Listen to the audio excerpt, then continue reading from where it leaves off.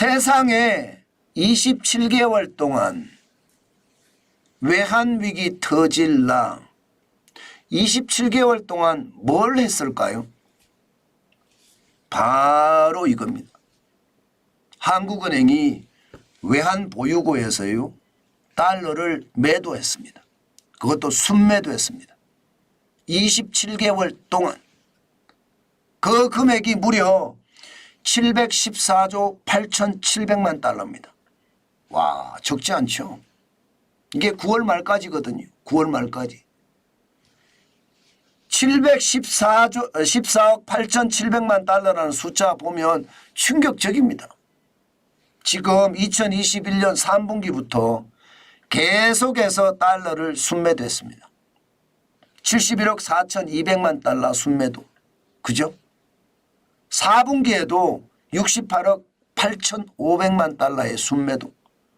작년에는 난리 납니다.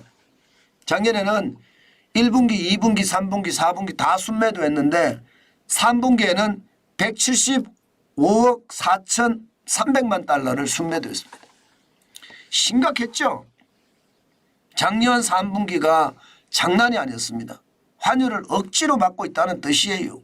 작년 2분기부터 154억 달러까지 순매도 했으니까. 그만큼 위험이 뒤따랐다는 뜻이고요. 올해 들어서는 금액은 좀 줄었어요.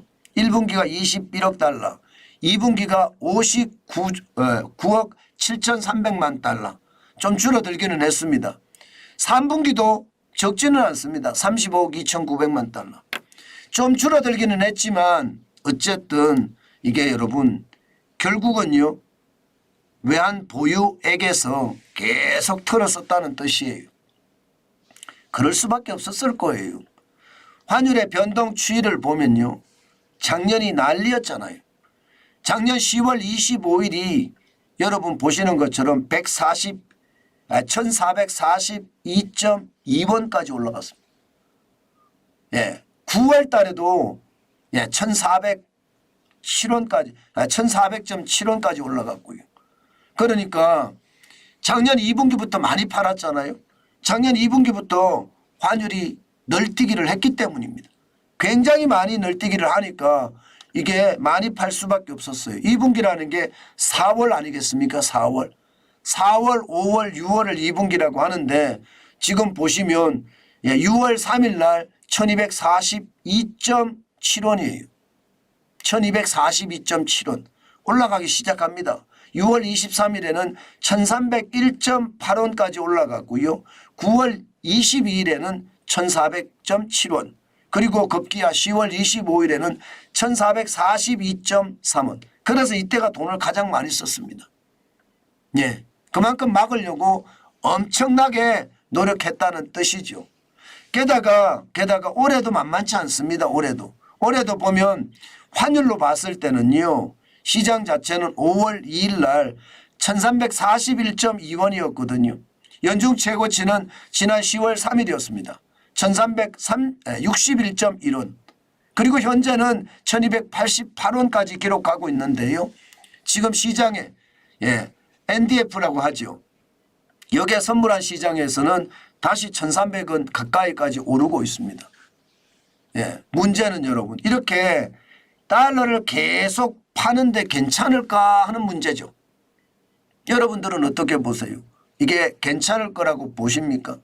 28개월 동안 714억 8,700만 달러를 순매도했다는 것은 저는 충분히 위기가 있을 수도 있다고 생각을 합니다.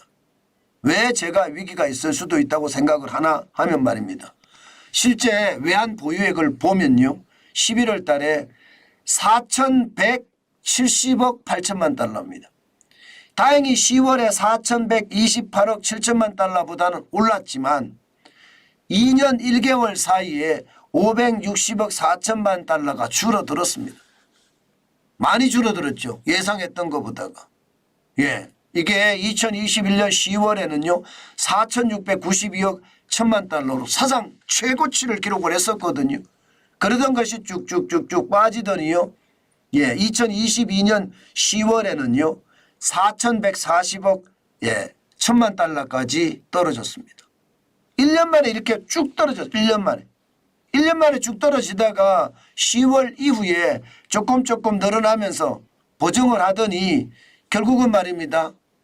2023년 7월 들어와서 4,141억 2천만 달러에서요. 10월에는 근래 최저치를 기록했습니다. 4,128억 7천만 달러.